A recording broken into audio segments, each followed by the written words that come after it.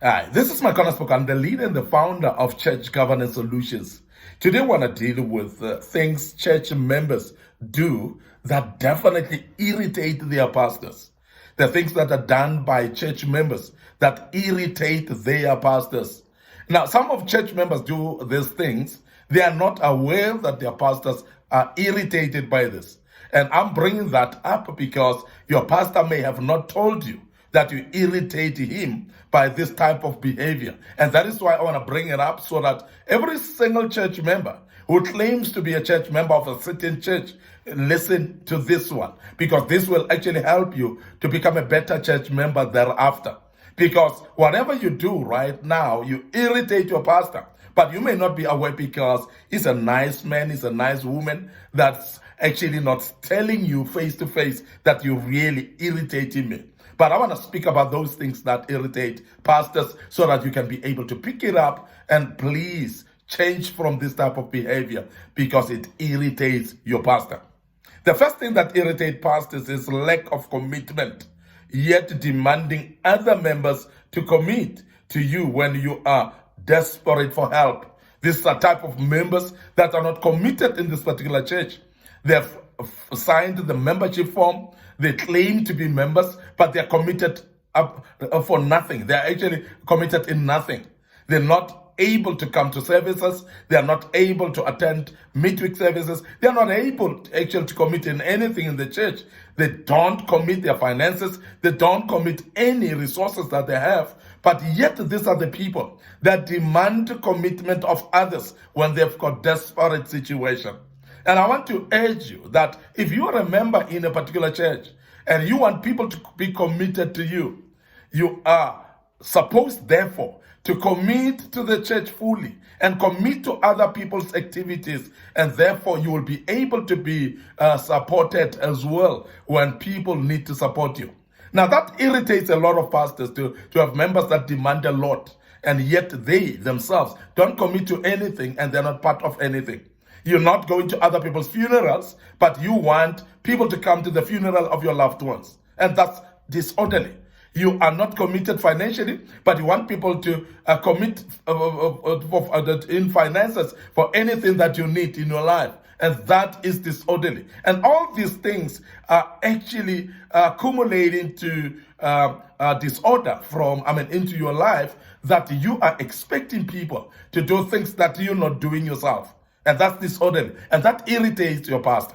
And I must emphasize that your pastor may not tell you about this, but I'm telling you, you're irritating him or her by demanding committed people to commit to your life, to commit to your activities and your things, but yet you're not committing your life to the church and to other people's lives as well. And that is disorderly. And the second thing that irritates your pastor that you must take a note of is calling pastors at midnight for prayers while you could easily pray for yourself. And this is sometimes a sign of immaturity. When somebody is not even aware that they can pray for themselves and God will listen. They don't understand that they can actually pray and things will go. And they can pray that God will respond to them. And therefore, they only relate to prayer with a pastor. And they'll phone every single minute and even midnight for the pastor to pray for them, while they could easily pray for themselves. Let me tell you this, that irritates your pastor. And he may not be able to tell you, but it irritates him or her. And that's the reason why we need to make sure that as Christians, as children of God, as members of churches, we learn how to pray. And this is the reason why your pastor has probably put up that midweek service for prayer, because it's not that he cannot pray on his own in his own house, but he's organizing these prayer meetings in the church so that the members can come there and learn how to pray. And when you have learned how to pray, therefore, you'll be able to pray for yourself during need of prayer. And you'll be able to pray for your own situations when you are in desperate situations. And therefore, stop calling the pastor in awkward times while he's still with his family and you asking for prayers. And that is purely because of immaturity on your part. that you are not even aware that you can pray for things and God will be able to respond to that. And that irritates pastors, but yet many don't tell you. I'm telling you now because I'm giving that brotherly advice, and I hope this will help you as you realize that your pastors also get irritated. They may not tell you of that. And next thing that irritates your pastor is sending tithes to another church somewhere while you're fellowshipping here with us. While you're fellowshipping in this particular church, while you are here every day, but your tithes doesn't come to this particular church, you're sending your tithes away from the place where you're fellowshipping. What a disorder is that? And what sense does that make? Because according to the Bible, it should be given in the very same place where you're fellowshipping. Because according to the Bible, that is called your storehouse, because that's the place that looking after the affairs of your spiritual life. So therefore, finances into the place where you're fellowshipping becomes therefore very key, because your finances should be in the place where you want to build the things that will help you eventually. Remember that whatever finances that are given in the church, they are there for the sake of the members. They are not there for the sake of the pastors. They are there for the sake of the members. You want a shelter that you will fellowship under, a church, that a building that will fellowship under. There's nobody from anywhere who's going to contribute towards finances that will build that particular church that you will be sitting under and protected when rains are and storms are coming. You need to finance it yourself. So it doesn't really make sense, therefore, to send your money somewhere where you're not fellowshipping, because while you are fellowshipping in a place where you are exposed to rains and storms, you're sending your money somewhere where you're not fellowshipping. That just doesn't make sense. But I want to tell you now that your pastor is irritated of that, and very irritated, but he will never tell you, and she may not even be able to tell you. But I'm telling you now that that irritates pastors quite a bit, and that is why that behavior should change. That whatever tithes, whether it's offering and so on, you must offer where you are. You must actually tithe where you are, because that's the place where you're fellowshipping, and that should actually benefit you by sitting under this particular ministry that you are financing. That's very, very important. And I think it's just logical to say that, and it's just a logic that is necessary. And I hope this helps you, and you will actually change that behavior that you do right now. The other thing that irritates your pastor, guess what it is?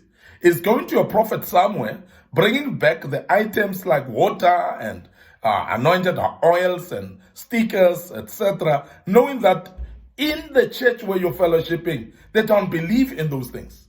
They don't believe in oils and anointed water and holy waters and so on. But you go and fetch them somewhere and bring them here.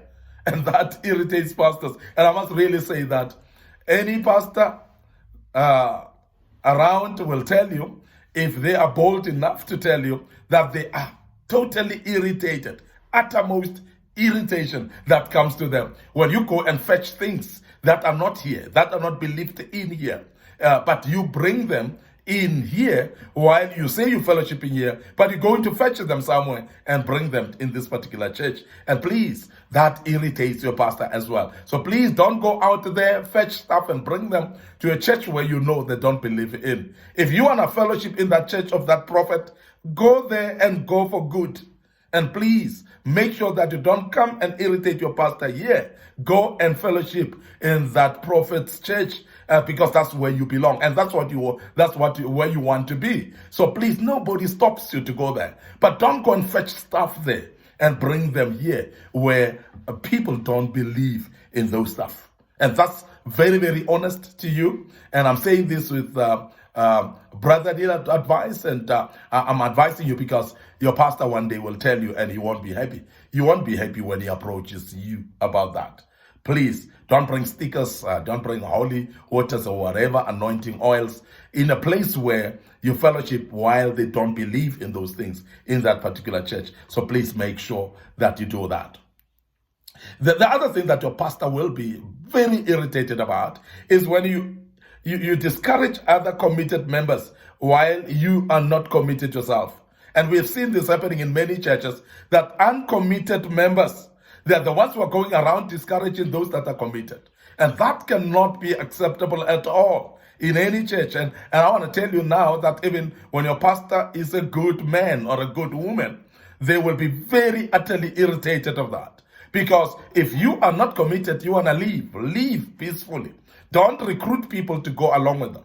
Don't recruit people to adopt those tendencies of yours of not being committed. Don't make other people to believe in a non-committal spirit that you have. So please make sure that you keep quiet and do it on your own, and even walk away from this particular church and don't influence other people. That will otherwise irritate your pastor as well. So I'm encouraging you to make sure that you don't ever discourage other people. Rather, make sure that you are there to encourage people to commit instead, and commit yourself as well.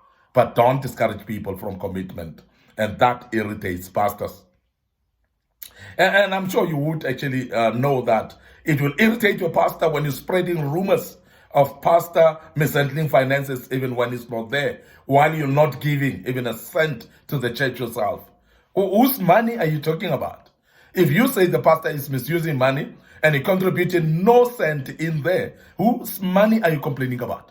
Because there are people that are giving their monies in and they're not even complaining. And that doesn't make sense, that you go all out complaining about money that you've never given. Whose money are you complaining about? Because everybody else who is giving, they are happy to give into that ministry. So please leave them alone. It's their money. It's not your money. So please don't complain about the money that you don't give yourself. Keep your own money and don't influence others not to give. If you think that money is being misused in a particular church, so please stay away with your money.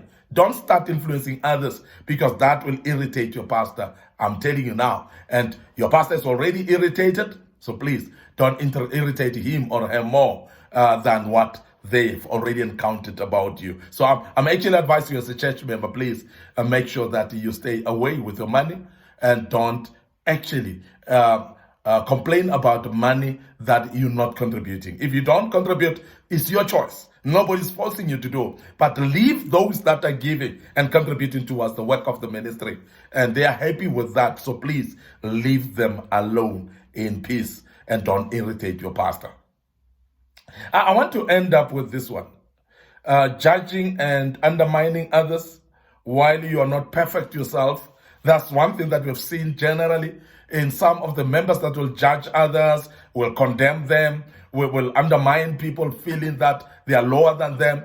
That will irritate your pastor as well, because it's a very disorderly behavior. You're not perfect yourself, but you do as if you're perfect against others, and therefore you undermine people and you judge them as if they are the worse sinners than you, while you yourself you're not perfect. So the Bible says, don't complain about the small speck on the eyes of somebody while there's a log of wood on your eye yourself, because you cannot see it on you. So therefore, please don't irritate your pastor by disturbing the peace in this particular ministry or church by judging others and undermining them. I want to end up here today. I hope that actually sunk into you, and I hope that will actually make you to walk away from this type of behaviors. And please, if you have to leave the church in peace. Don't recruit others, and the pastor will be in peace as well. So please join us tomorrow as we deal with another topic, and I hope that will help you as well. Please follow us on our socials as well. Our YouTube channel, Micornus Phokane. Follow us there and make sure that you learn out of the topics that we do. Subscribe. Make sure that you click notification buttons.